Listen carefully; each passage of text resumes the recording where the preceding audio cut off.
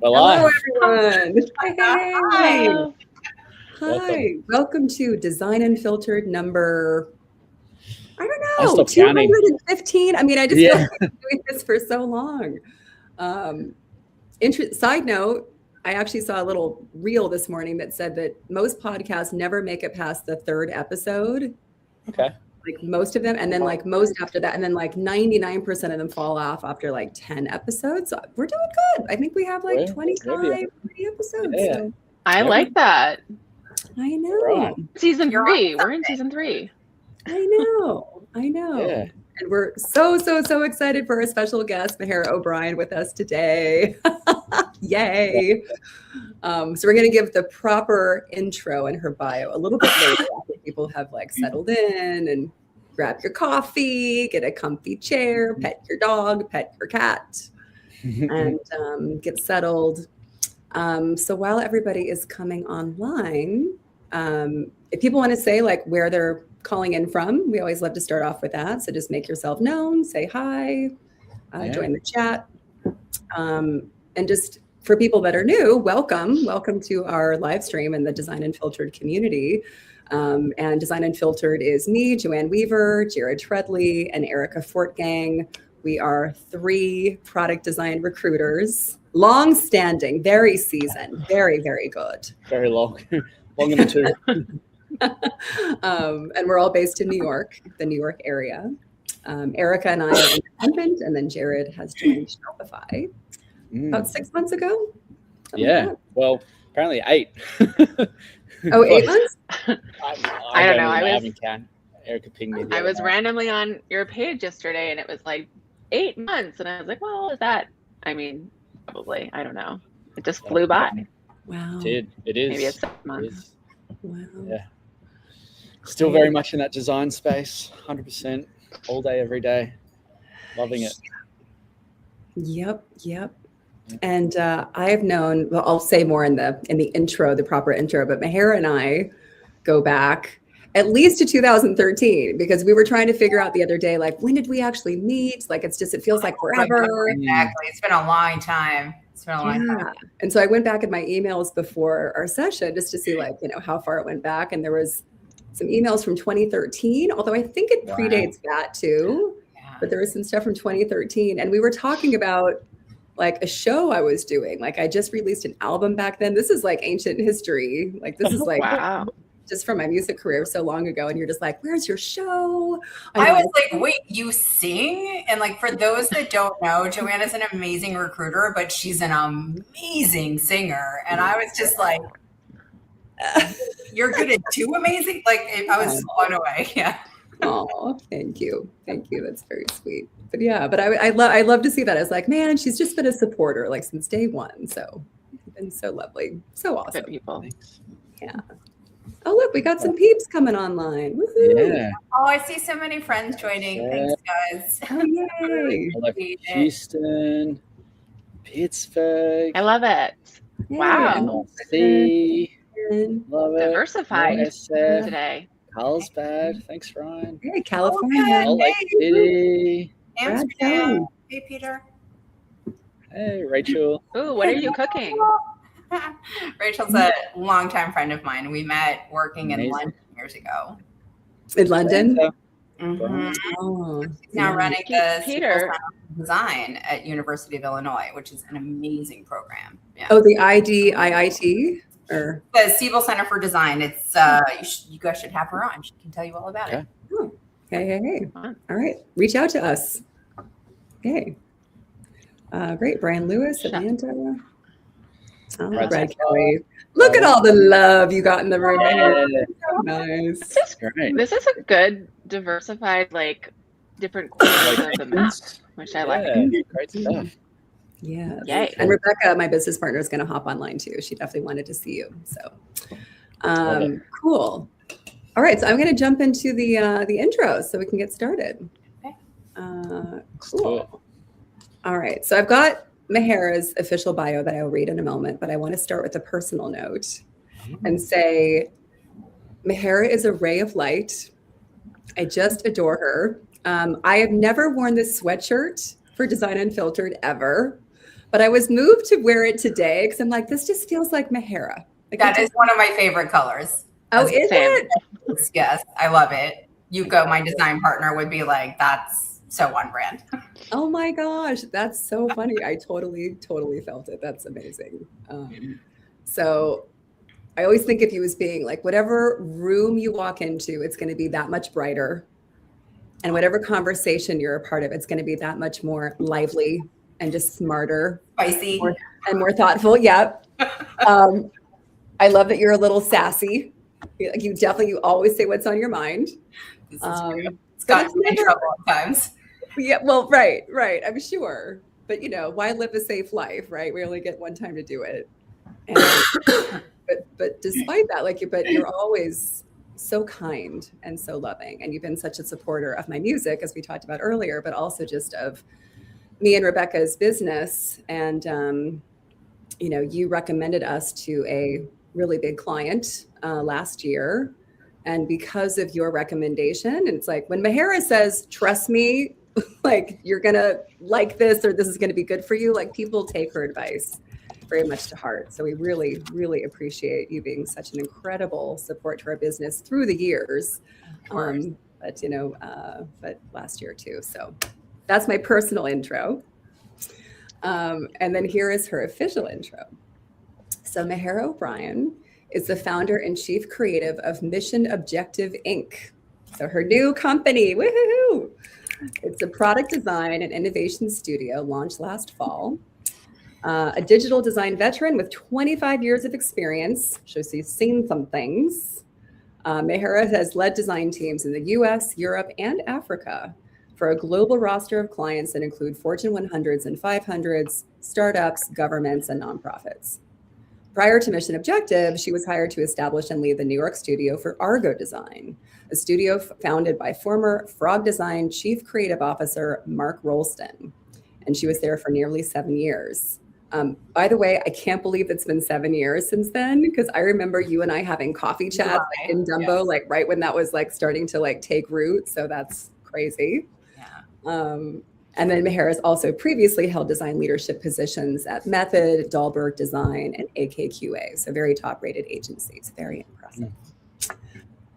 She strives to deliver experiences that are beautiful and easy to use, but she's equally mindful of an organization's ability to launch and sustain a new product or service. Her team combines strategy and design to deliver solutions built for impact in the real world. Her work has won numerous design awards and has been featured in publications including Fast Company, Communication Arts, and the University of Texas Journal of Design and Creative Technologies.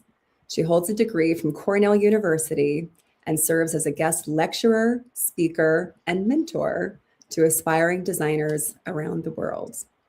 Welcome to Design Unfiltered, Mehera. Welcome. Thank you. It's my honor to be here. And thanks to all of my friends from all over the world who are logging on. I see your names, and awesome. Thanks, guys. Appreciate it. So cool. So cool. So let's start with the current snapshot of the now. So you've obviously you've had a very long, illustrious career at some top-rated agencies, working with, very high-level people. Now you're putting out your own shingle, Mission Objective Inc. So tell us a little bit about Mission Objective and what your objective is, what you're doing. I mean, the goal of Mission Objective is to run an independent, small-scale studio to do innovation projects. We specifically focus on product design and the things around product design. So we also do branding, motion graphics, research strategy, everything that kind of enables a product to be successful. And we say innovation because a lot of times we're hired to invent something new or define the next evolution of something that exists, as opposed to coming in to perform like maintenance or small incremental changes. Like we have that ability, but it's not usually why you would bring in an external agency. Right. So it's like the thought leadership, the strategy, the things that are going to really make the business successful. Yeah. And a lot of times in organization, it takes a lot of work to maintain a product or service and like keep up with it and evolve it and continue to keep its user base like interested and loyal and growing with the product or service. And so when you're in that mindset of maintaining something, it can be hard to think about what else it could be. And so I think bringing in an outside team that doesn't necessarily know the nuts and bolts of keeping the lights on every day can bring in some fresh thinking. We work with a lot of different clients in a lot of different industries. So we're also able to pull on kind of trends and thinking that we're seeing in other places, and then partner with a client team that has the expertise in their organization, their brand, their users, et cetera, to then define where we're going to go with that product. Cool. Got it. So it sounds like you work across multiple industries. I think we talked about AI the other day. So I think you have like an AI stealth client. Everyone's talking about AI these days. Yeah. But yeah, at the moment, we're juggling 4 active projects. One of them we're doing branding for an AI company that's in stealth mode. They're building AI software, really excited. We're excited to work with them on their branding, and they actually founded their company the same month we did. So we're only like a step ahead with our branding than they are. And they were just like, you guys really understand sort of where we're at financially, but also emotionally. So we're doing some branding for them. We're working with a couple of social impact organizations, one in climate change, one in food security. They actually run food pantries here in New York City, which is, that was our first project. So we're really honored to have kind of started our company with a project that gives back to our local community. And we're also working with a very well-known Fortune 100 company on experience strategy. So lots of different stuff going on. It's exciting. I love that. It covers the waterfront. It's awesome. Yeah. I love that. So you've had this, you were at Argo for 7 years. And I think this is something that maybe a lot of our viewers or, community can relate to in terms of like, when do you know when it's the right time, right? Like you had been kind of in-house at agencies, like you hadn't been independent yet. What is the right time? Like when people like, just to kind of put this in the user's minds, like the community's minds, like if they're in a job, they're, in-house or at an agency and they're like, I like the idea of going independent. Like, what is that landscape like? Like we talked a little bit about like fractional design and like people kind of setting up their own shingle in various ways. And then how do you know when it's the right time? Like, how did you know when it's the right time? What advice could you give to people? I got a short answer and a long answer. Maybe I'll start with a short answer. We can get into the long answer. And if it gets if we go down a weird rabbit hole, just like snap me back. But the short answer is I loved Argo. I loved Mark Rolston. I still call him boss whenever we talk. I love that. Absolutely adore him. But Argo was acquired by a technology company and they moved towards integration last year. Mark had already left the company. And I just didn't necessarily see a vision for design from that company. I felt that they didn't really understand how to manage the culture of creativity, and they weren't asking Argo leadership to be a part of that discussion. So I just thought it's time to go. I was hired to establish the New York studio, and I ran the studio for nearly 7 years. And so when you're leading a group of people, all of whom you have been a part of hiring, I think you have a responsibility to show up, right? To show up with the belief in the company. And then I couldn't really get behind it. So I just thought it would be more elegant to move on. And then as I looked around the market and thought, where might I want to work and apply? I didn't really see anything. And that's not to say that there aren't great design firms out there. There are many amazing boutique independent design firms, but like they already have a chief creative. So it's like they didn't need a second one.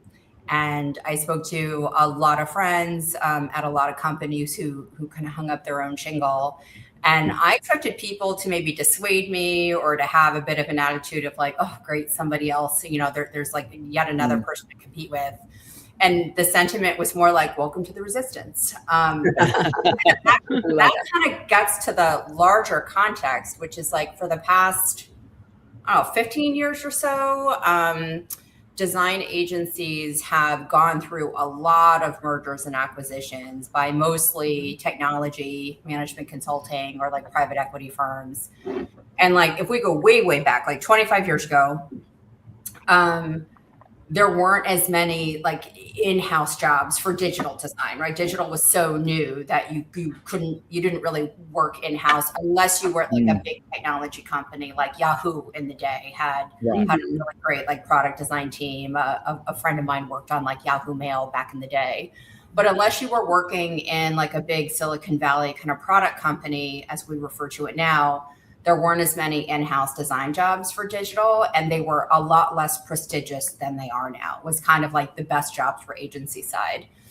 And as all of the sort of big tech firms started making big investments in design alongside engineering, a lot of in-house jobs popped up and became very coveted and very prestigious. And then I think more traditional companies like followed suit. And so Joanne, the client that we were both working with, they're nearly 200 years old, and they're now establishing an in-house design team. So that's like really, really exciting for such a heritage brand in a really traditional category.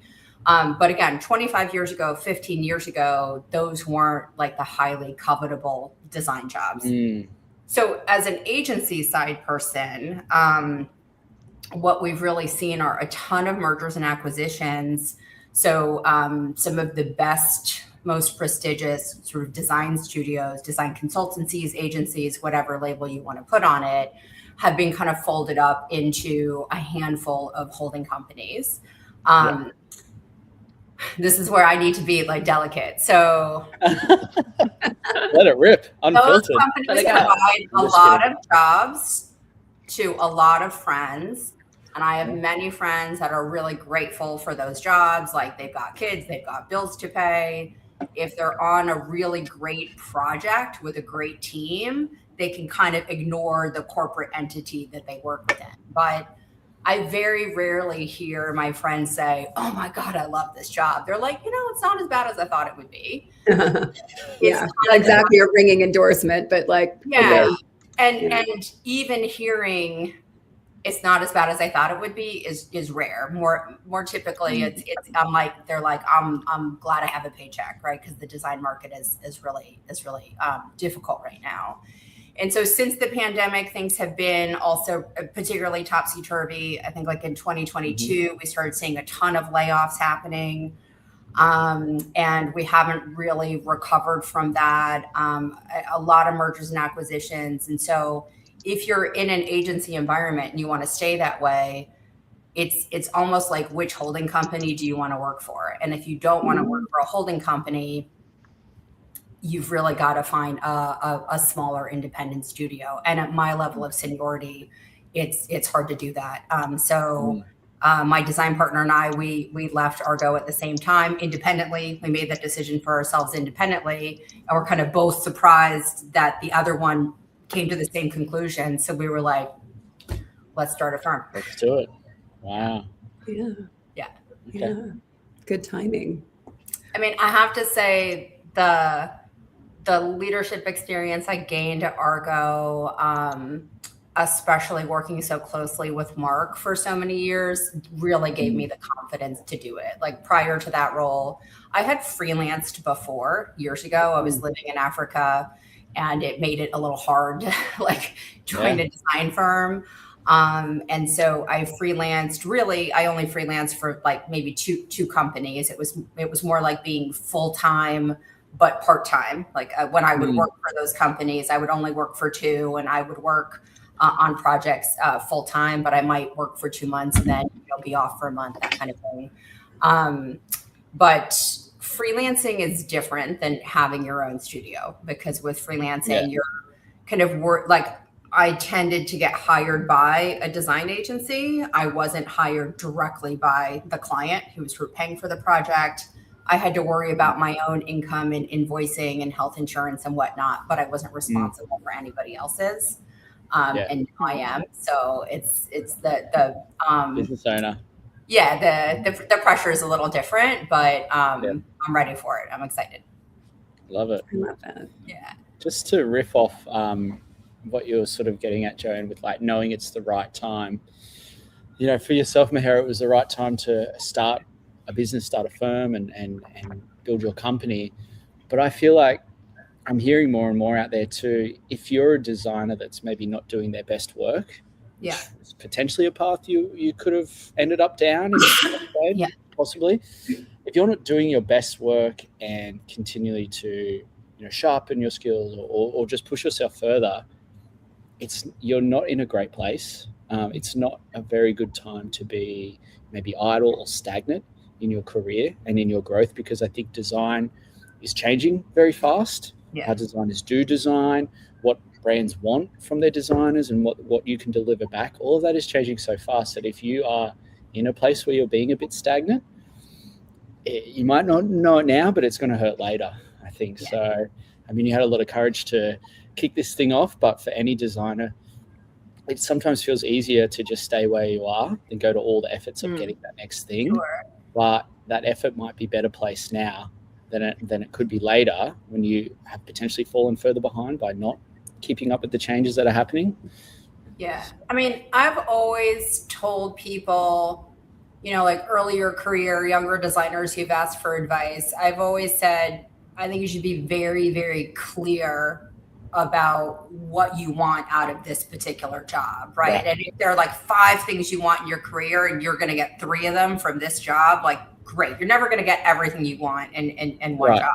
Yeah. Right. You need to be really clear on why you're doing it and what you're getting, whether that's money or the ability to work for a particular person that you want to learn from, or there's a particular project or subject matter they're known for that you really want to develop in your portfolio. And I think you need to be pretty ruthless about that. Like, am I getting what I want out of this job? Because companies treat employees like that for the most part, right? Like, is this person utilized? Is this person performing? And if not, not. So I always encourage people I've mentored to be very particular about what they're getting. And like, when you do your annual review process, or if you like update your portfolio every 6 months, which is a good habit, but like, I don't do it. So. Yeah. I haven't updated my portfolio in a long time, but I think you need to check in with yourself. Am I still getting what I need out of this, or has what I need changed, right? Like, I have a lot of friends who then had children and they're reconsidering sort of their priorities and where work and income fits into all of that. So kind of regularly check in with yourself and your career to really objectively look at what you're getting out of the job or not. And Jared, something you said reminds me of a conversation I had. I mean, this is like over a decade ago. One of my best designers at AKQA resigned because he was moving back to LA, and we didn't have an office in LA at the time. And he accepted a job that he was really unhappy in. And about 6 months later, he was in New York visiting, and we had lunch. And I was shocked because he was like one of the best designers in my team, and they were kind of letting him just like collect dust in the corner and his value. He was working for a traditional advertising agency that was trying to do digital, and he's a product designer, and they just like didn't understand. Spoke different languages. Yeah. Yeah. And he was like, well, I'm thinking of staying for a year, so it's at least a year on my resume. And I was like, yeah, but you're a designer. You're judged on your portfolio, not on the length of tenure. And I said, in 6 months, you literally have nothing in your portfolio. What are you going to get in 6 more months? Yeah. And he was like, probably more nothing. And I was like, so cut bait now. And sure enough, in 2 months, he was in another job. He loved it. And like, he stayed there for years. So I also think that like what the way people in creative industries, or in the creative, like the maker roles of creative industries, whether it's film, design, like traditional graphic design, digital design, you're really judged by your portfolio and in some ways, like your last 3 projects. Most ways. Yeah. Are there ways that people can kind of like during the interview process, do you think there's ways that people can kind of sniff that stuff out? And this could also be a broader question too, like in terms of like you having your own company and you're kind of sniffing out like what clients might be good fits versus not. are there things that people might want to look for in a new job? And that could be, are they going to have something great for their portfolio when they come out? It could be as specific as that, but just in general, like just for them to know that respected, right? I feel like when I talk to designers, and Jared and Erica, I'm sure you guys hear the same thing, and Mehera too in your interviews, is that I feel like the number one need that designers have, like when I'm asking them like, what kind of company, what do you know, what's important to you? They're like, I need design to have a seat at the table, right? Like design has to be respected. We can't be an afterthought. We're not just coloring in boxes and making them look pretty. Like we really want to be at the, you know, at the strategy level, the company level. Yeah. So yeah, any sort of thoughts on that? I mean, so many. It's like, where do we want to take this? Whatever you want.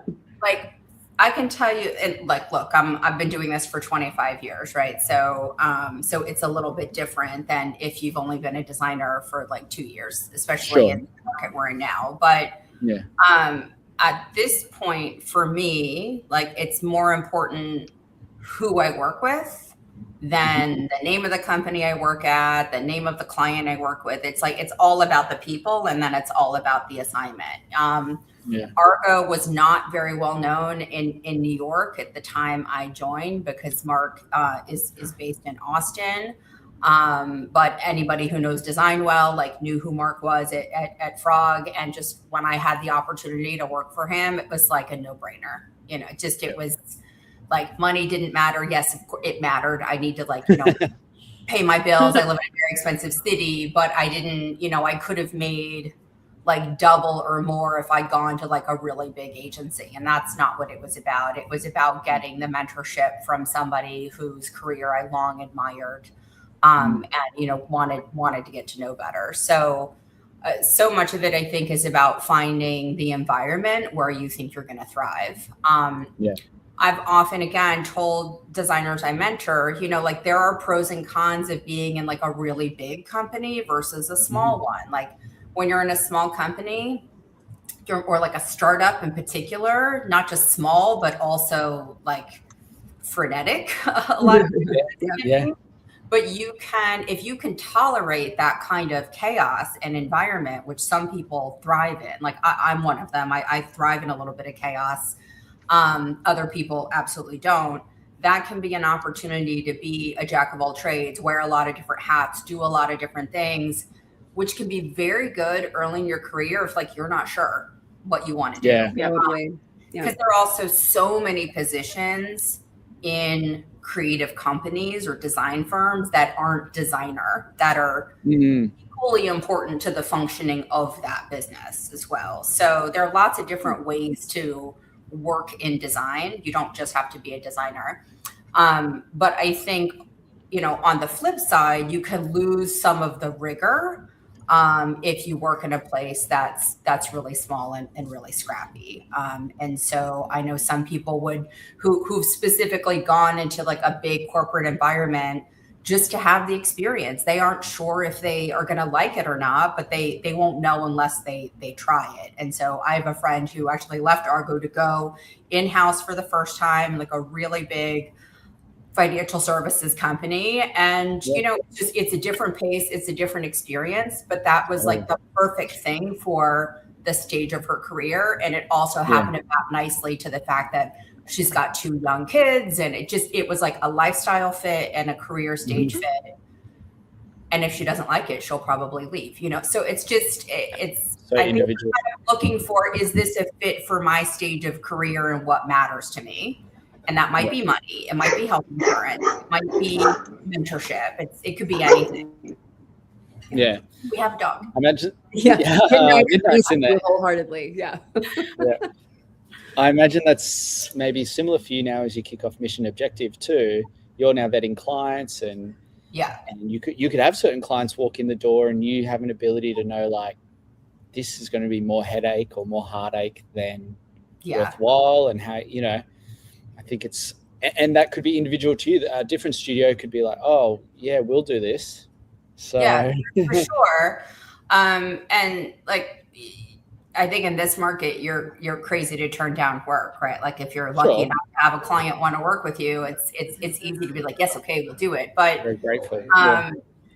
but you really do have to evaluate whether or not that organization does respect design or not, and if they're going to be good partners. Because like I've worked on things that most designers would consider like kind of boring, that ended up being like some of my favorite projects, like a gemstone in my portfolio, because we had an awesome team. And then on the flip side, I've worked on things that, on paper, most would consider like a really cool brief. And it was just like absolutely awful. It was a bad experience. Like the clients were really mean and unappreciative.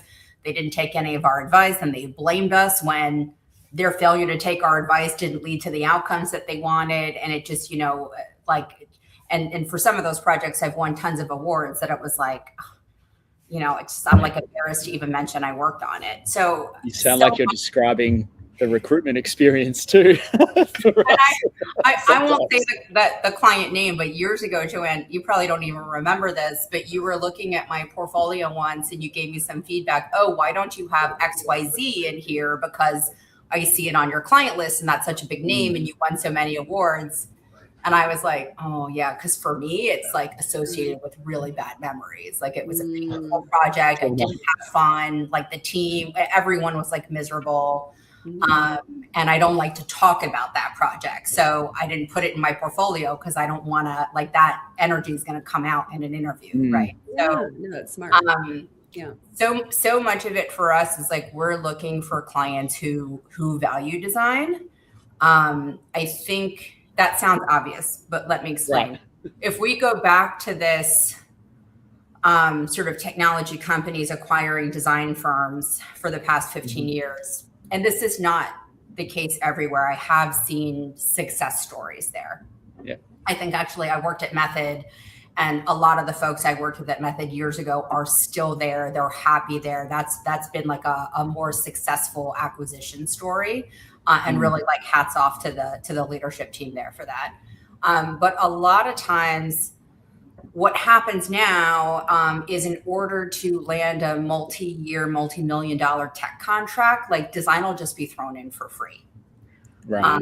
Or like super cheap. And it like treats design like a commodity. And so if you're just like bundling design in for free to get a big tech contract, and the buyer at the client organization does not already really believe in design, you're not really doing anything to reinforce that design is of strategic value and can make or break a product. Like there are plenty of products that are designed by engineers and it shows. And that's like not shade to engineers. I love engineers. Like without engineers, my team's work would not see the light of day. But, most engineers will tell you like, yeah, I designed this. So, like it needs help. And so when you kind of like just throw design in for free to get a tech contract, you're sending a message that it's more about decoration and whether or not something's pretty and not whether or not something is effective. And so some of talking to clients is to try to understand their budget parameter, but it's really a litmus test for if they value design, if they partner well, if they consider design a strategic advantage. And if they don't, I'm not really in the business of selling it. Like it's a waste of time for me to try and convince somebody. I just won't do it. Fair enough. Yeah. Life's too short. Yeah. And luckily I've been doing this for long enough that we have really good relationships and really loyal clients. Also, like a lot of people I came up with are now in-house and they are buyers of design services. And because I stayed agency side the whole time, it's like they trust me, they trust my taste.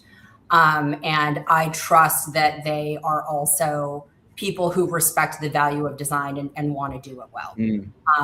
I think a lot of designers, especially younger ones, who just aren't really in a position to push back, can end up in positions where design is asked to come in and solve a business problem, but they're not really set up for success. And then the designer can't solve the bigger business problem because they're designers, not like business strategists. And then they're blamed for the failure of the design, right? And that's not that kind of organization. We're not going to be successful.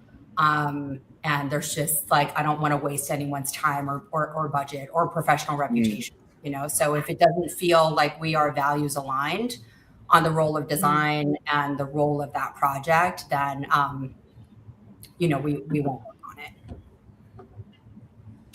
Are there any questions, you know, when people are going through the interview process, and this could be questions, you know, either design leaders, like people that have some experience under their belts, but I'm thinking more even for like the mid-level and the senior level designers who maybe don't feel a lot of agency in the recruitment process, right? Where it's kind of like, okay, I'm being judged. I really want this job. Like, how much can I push back? How much can I say about what I want, as opposed to like trying to make myself into a pretzel to be what they want? Right. But are there any questions that they can ask where they can take some empowerment, they can have some agency around figuring out, does this company really value design? Am I going to feel valued here? Yeah. I mean, right now it's particularly tough. You guys would know better than me, but I just hear horror stories of people that are applying for job after job after job. And it's like an AI bot is intercepting their resume and speaking to an AI bot on the recruiter side. And who knows what the AI bots are deciding, but it's ridiculous. And I'm sure as recruiters, right, you're probably getting like 800 people for what used to be maybe like 50 people applying. I don't know, but it's particularly kind of messy right now. But if you're lucky enough to get an interview and you're lucky enough to kind of go through that interview process, I mean, I would say this is a little cheeky to ask on like the first date. So I wouldn't recommend kind of maybe you're like at the offer stage, but find out who controls the P&L. Like who does design report to in the organization? Does design, like what P&L does the design team sort of report up into? Because there might be a separate P&L just for design, or it might like, you know, go into a bigger part of the organization, and who controls the decision-making behind that P&L. That will tell you a lot. Now, that's not to say a non-designer owning that is a bad thing, but it'll give you an indication of sort of where the power dynamics are, like where the investment in design is. So Joanne, for the client that we share, you know, they've made tremendous investment in design, and the person that they have leading design does not come from design herself as a maker, but she is a long time digital leader, has an amazing career history. She's also been at that organization for many, many years to have the credibility with the influencers at the leadership level of that organization to establish design. And she has buy-in from the CEO. So you take this traditional company in a very conservative category, and you're establishing design, but it's literally being driven by the CEO's agenda. So like, that's a good place for design to be. But you know, that indicates that design has a seat at the table. But you could also say design is new there, right? So you need to factor in, it's going to take time for that culture to build, for them to iron some of the kinks out. But if you really look at the history of where design sits in an organization, the investment in design, like if they're investing or not, a lot is driven by P&L. And like one of the things that I think made Argo very, very successful is, you know, Mark was the chief creative, but Mark was there for the CEO. We didn't have like a separate CEO.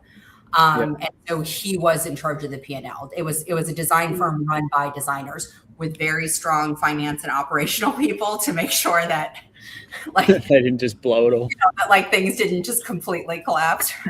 Right. Yeah. And I'm very proud to say we have a very strong operational and finance team at Mission Objective as well. Just to nobody entirely trust me with the spreadsheet, but I do have P&L decision making control, right? And so I can choose to say, you know, yes, that project would be more lucrative, but this one is better for our portfolio. And we can't do both right now at the level of quality, because we're like, again, we're not trying to do as much business as possible. We're trying to do a healthy amount of business at a certain quality level and at a certain price point. So I think just asking questions around who is making decisions for design, where investment in design sits, like who you'll report to, And then probably who they report to and who they report to. Right? So it ultimately rolls up into product, which it often does, like product management. That seems to be pretty par for the course. I'll just say from my dealings and working with companies, startups or bigger, if design rolls up into technology, I feel like that can be a little flag of like, there needs to be more detail to figure out if that's a bad thing or not. But oftentimes I think that can be a little tricky. If technology is overseeing all of design, but are there kind of red flags, green flags that you see as far as like who should they ultimately report into that is a good signal? Yeah, I mean, if design reports to a chief design officer and sits next to product, that's great. If it reports up into product, but that product leader has a good history of design, like they've worked at the right places, they've established a good design culture, then, I think it's fine if it rolls up to product. Just so much of it, I think, depends on the culture of the organization, where design sits, how are designers assigned to projects, resourced, what drives timelines. These are all factors in kind of assessing the role of design. Nice. Now you said the word culture, so I want to switch gears a little bit. And by the way, everybody who's watching, this is an interactive session. So if you want to put your questions in the chat, and we'll field them live to Mehera in real time. So this can be a multi-conversational situation going on. So please don't be shy. Send your questions in. But I think we had spoken a little bit in our huddle the other day about, establishing culture in a company, which you did. I mean, it sounds like you've done that throughout your career. Most notably at Argo, you set up the entire New York studio. That's like setting up all the logistics and the culture at the same time. Now you're setting up culture within your own company. Yeah. What are the main things, like the main pillars of setting up culture, and how do you actually approach that? That's a very broad question, so you can take that however you want. But I mean, and to give proper credit, when I joined Argo, my colleague Megan was hired. She's the only person that I didn't interview. Like we were hired separately and then introduced to one another, and then we became like thick as thieves. So it was like we were matched perfectly. But she really held down all the logistical operational pieces. She oversaw the entire gut renovation of our studio. So oh, cool. That was Megan Mann? Yeah, sorry? Megan Mann? Megan Ford, actually. Megan Ford. Okay, gotcha. Yeah. She's my badass sister in crime. Nice. And then, of course, other fantastic leaders came later. Jim Casey's still there. He's amazing. So a lot of great operational and project management staff are there. It wasn't like all me. But yeah, I mean, as soon as I showed up, and I'm a bit of a startup junkie. So even when I joined AKQA and like my colleague Damo is joined the live stream, like we were part of setting up the New York studio for AKQA. And I've done that, in a number of places. When you think about culture, it's sort of similar to branding. It's like, what is the ethos? What's the integrity? What's the vibe of the studio you're trying to build, and then how do you bring that to life through your procedures, your processes, that the people you hire and what you rally behind. And I've been a designer pretty much my whole career. Before that, I spent like a year in advertising as an account manager, where everyone was like, "You're in the wrong job, kid." So I haven't experienced like a very different type of career in like a corporate environment or just a non-creative career. But I can tell you that what I've seen work really well in a culture of creativity is strong collaboration. And strong collaboration is based on mutual respect, just straight up. From the CEO to the intern, everybody needs to be respected. Everybody should have a voice. It doesn't mean everyone's the decision maker. If anything, Mark used to criticize me that I was maybe like too diplomatic, but I said, but there are things that we can just like take a vote on, because it doesn't really matter. Like when we got renovating the studio, Megan would call meetings and say, "Okay, guys, we have a couple of design decisions to make, and like, what color do we want the countertops to be in the kitchen?" And we just voted on it. And in the end, like 2 of us wanted black countertops, everyone else wanted white, and so we went with gray because it was like literally. Fair enough. Way to make it work, Tim Gunn style. Yeah. I like that. Exactly. Right. But that was a place where I felt, let's just take a poll, let's vote, because it doesn't really matter what color the countertops are. And I wanted that founding team to feel ownership of our space. This was in 2019, so we did not know the pandemic was coming, right? So we thought we were going to be in the space, and like, who cares? It's a countertop. There are other things that, of course, I wouldn't have put up for a vote, but I do ask for feedback from the team. Like, everybody has blind spots. Everybody has like biases, right? And so I think when you create a culture of everyone feels free to share their thoughts, but they ultimately know that once the decision is taken, we're all going to get behind that decision. I think people feel a lot more empowered to suggest, like a new tool or a new experiment, or they feel safer taking risks like with the work as well, because they know they're in like a respectful culture. That then allows you to establish like a crit culture, crit as in critique, which is imperative for any kind of creative endeavor. The role of crit is to we pin up the work virtually now. We used to literally physically do it with pin boards. And you step back and the work it's like what's working, what's not working, what's missing with this, like in the artwork that we're producing. And you could just apply this to a music performance, like film production, writing a piece of journalism, right? It's any kind of creative pursuit. And when you do crit poorly, crit is about criticizing the person, and it becomes very scary and it can be very fear-based. That is not healthy crit. Healthy crit is, this is about the work. This is not about the person, the maker of it. It's about if the work is achieving the brief, because we also might all love something or think something's beautiful, but if it doesn't like answer the brief, it doesn't matter. And so it's a way to be really analytical with the work, to talk about the work, not the person who made it. And in the spirit of making it better, in the spirit of crit can also be a place where you're like, guys, I'm stuck. I need a brain buddy. I need my people to help generate ideas. Like, crit can actually be a really wonderful environment if you build that kind of trust. But again, it goes back to respect and collaboration and good communication to then breed that culture of criticism. And then the last sort of, I think, piece of culture, at least in design firms, is maker culture. So I find that that's actually quite opposite from a lot of the big corporate clients we work with, or really all of the clients we work with, unless they are also in a creative field, because so much of how non-creative organizations function is they're very analytical. They gather a lot of data, they synthesize data, they're looking at quantitative numbers, they're looking at sort of trend reports.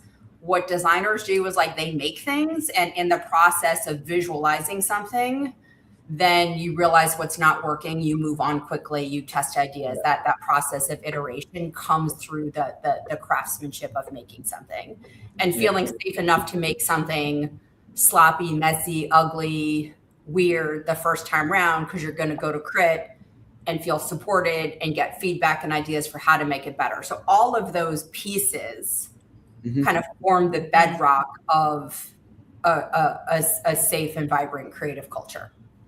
Love that. How do you bring that to life, right? Is then the next question. I'll just give you one example, because I feel like this answer's gotten very long-winded. But like, I worked at a lot of companies that did not handle resignations elegantly.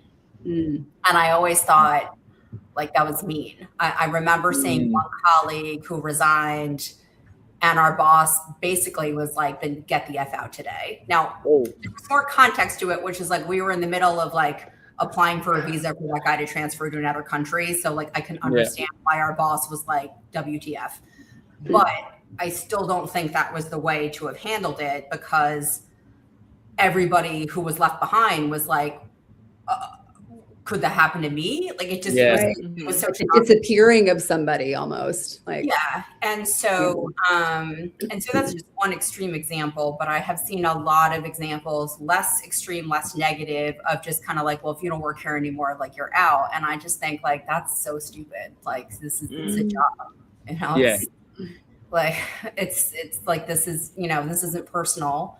And there are better and less, there are better and less better ways to leave a position, especially if you're senior. But, you know, again, it shouldn't be personal. And so like one of the rules that we had before and we'll maintain at Mission Objective is like you celebrate people on the way out, you know, like you celebrate people on the way out. A lot of the people I've worked with in the past, like I said, they're in-house, they're buyers now, like they could become my clients. They could hire me one day. You know, it's kind of part of your design network. And so just being really respectful to people when they leave the organization, making them part of the kind of alum community of that company. That's a very specific decision that I made at Argo, and that I'll we'll also be implementing at Mission Objective. But like that's a choice. And that's a choice that goes back to a culture of collaboration and mutual respect. Right. So it's like the value is collaboration and mutual respect that then begets one tangible outcome of that is celebrating people on the way out. Yeah. And I think at the bottom line, it's like just the humanity of people, right? Like the humanity of that situation. I was watching some reel. I just get caught up in reels. I'll just be spending hours on reels every day, not every day. But one of them was talking about like in the olden days when people would pass away, like somebody would die in the community. And then everybody would just gather in the town square and talk about memories of that person or how that person affected them. And it was just this beautiful sense of closure, but also this opportunity for the town to come together and to remember together. And it bonded everybody together in this memory of the person, but also just in their shared humanity, just being in the same town and sharing this experience. And so, you know, obviously the stakes aren't quite as high when somebody leaves the company, but it's kind of the same vibe, right? Where it's like, let's come together as a group of people. Like that's how I think we're actually built as humans. It's like, let's come together, let's appreciate this. And then not burn the bridge, to your point, right? Like have them be a part of the alum community that can only help message. Yeah, like it sends a message to everybody else. If and when you decide you want to go, you will also be treated with respect. Now, I will say, like I have had to fire people before, and we were not like clapping them on the way out. It was like, I'm really sorry, you're going to have to get your things and we'll escort you to the elevator. Like that does happen sometimes, and it's. I feel like a failure as a leader if I have to fire somebody I hired. But again, we're talking like normal circumstances. Somebody resigns, and again, this is just one tiny example that I'm picking on, right? But you bring culture to life through 1,000 little decisions of like your policies, how you onboard people, how you welcome them, how you celebrate work anniversaries, if you celebrate work anniversaries, etc. But with this resignation one, I wanted to send a message that like we treat people with mutual respect, even when they're breaking up with us.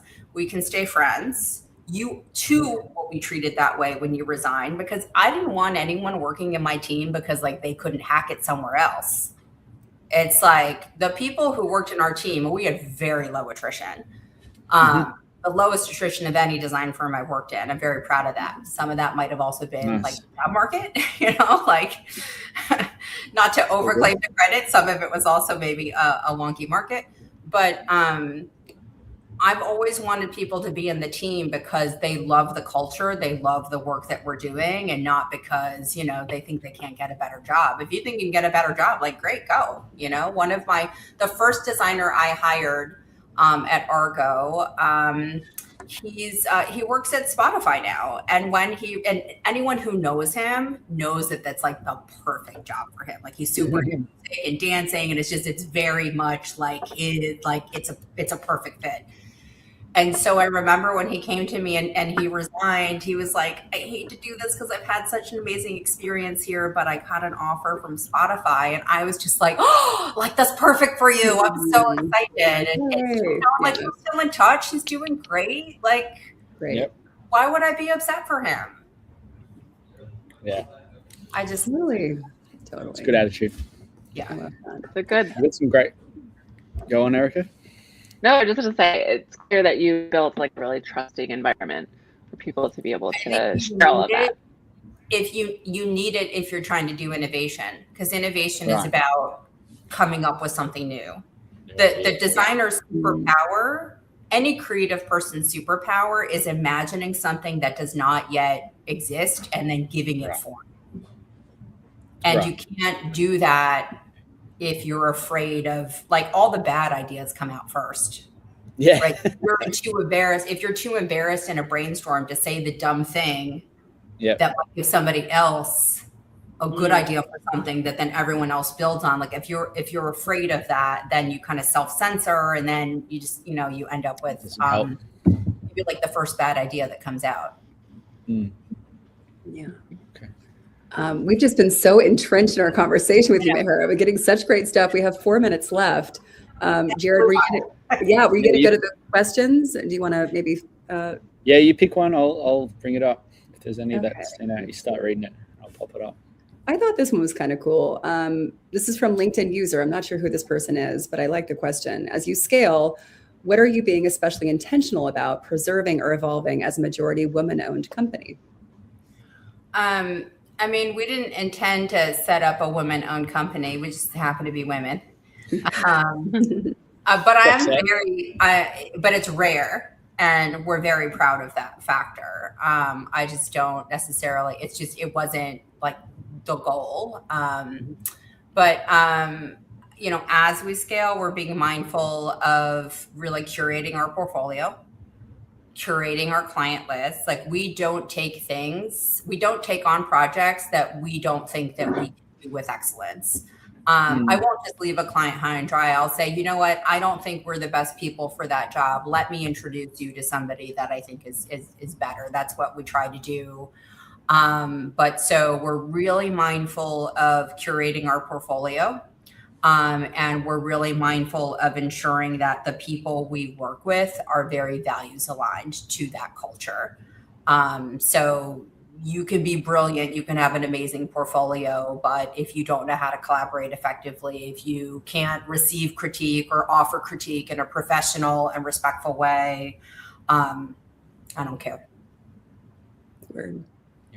I like what James Dunkley said. What if is a powerful phrase in a critique. Cool. Yes, absolutely. Good one, James. Yeah. Jared, you want to take one? This is the next one down real quick. My last design role was similar to Mehera's example, being stagnant at a large company. How can I stand out to companies that have more productive design roles given my recent weaker work? Side projects, push back, stories of trying to make the weaker better. You might be confined to your company's design system, whatever it might be. But if you don't have any stories of at least trying or pushing back or having small breakthroughs, small wins, if you have no side projects that you can show off just how great you are, it's very hard for anyone to know how good you are. That's my quick advice on that. So it's in your hands to put some more together and show someone more of what you can do. I also look at the design of the resume and the portfolio itself. 100%. There's a lot I learn about how people lay out the resume. Yep, definitely.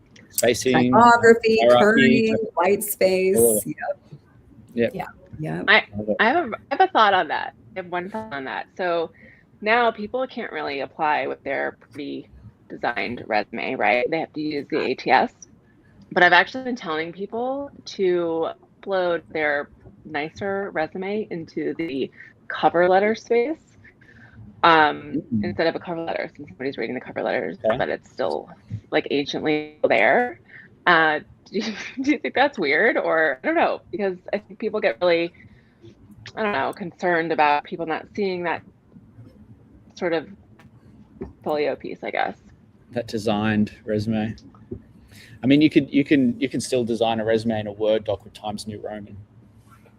You could still show me that you're actually have a clue about design, just being limited. A lot of designers will have like a PDF resume that you can download from their portfolio site. But Erica, to your point, I haven't applied for a job in a long time, so ATS. I defer to you on that one. You'd know better than me. Yeah. Well, we're at time. That flew by. Oh my gosh, that totally flew Ooh. by. Mehera, it was awesome to have you with us on Yeah. Design Unfiltered. Yeah. Thank you so much for coming and My sharing. all pleasure. your- This was really fun, guys. Right And on. I appreciate you giving me an opportunity to talk about, my new baby, Mission Objective. We're excited. Love it. We have Best a of luck few with extra. it. Oh, sorry, what, Jared? We have a few extra questions in there, so we'll try and jump in the comments and answer some as well. After this post. But yeah, if you see something that you want to comment on too, like talk amongst yourselves as well. You're all like-minded people on here. Yeah. Word. Thanks to everyone for joining today. Really appreciate the support. Yes. Great yes, conversation. Yes. Right on. Yeah. Thanks. Thank you, everyone. And we'll see you next time. Thanks, guys. Bye. Bye. Bye.